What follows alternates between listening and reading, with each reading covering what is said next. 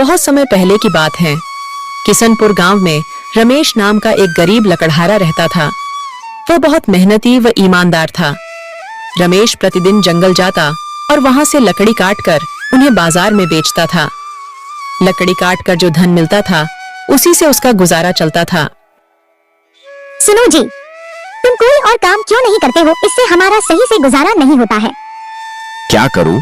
भाग्यवान कोई और काम भी तो नहीं मिल रहा है। अगले दिन रमेश लकड़ी खोजते खोजते घने जंगल में पहुंच जाता है। तभी उसे रास्ते में किसी की पुकारने की आवाज सुनाई देती है। रमेश पास जाके देखता है तो उसे एक जलपरी दिखाई देती है। कृपया मेरी मदद करो, मैं बहुत दिन से बीमार हूँ।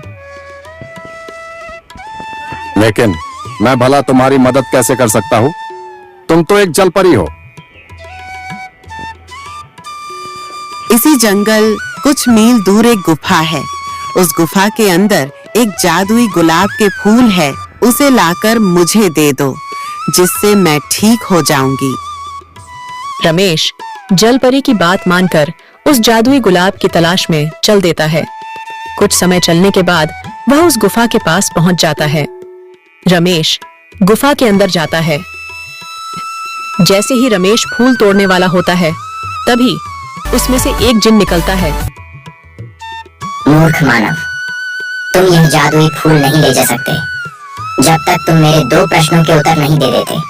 यदि तुमने मेरे दोनों प्रश्न के उत्तर सही दिए तो तुम यह फूल ले जा सकते हो। यदि तुमने एक भी प्रश्न के उत्तर गलत दिए तो मैं तुझे खा जाऊंगा। ठीक है, पूछो अपने प्रश्न।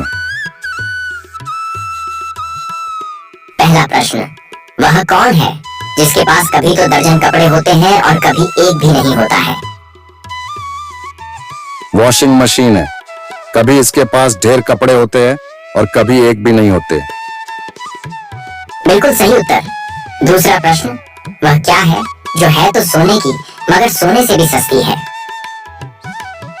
रमेश कुछ देर सोच में पड़ जाता है। इसका उत्तर चारपाई है। यह है तो सोने की मगर सोने से भी सस्ती है। तुमने मेरे सभी प्रश्नों के उत्तर सही दिए हैं।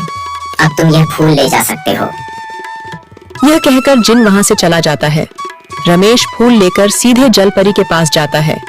जलपरी ओ जलपरी, लो अपना जादुई फूल।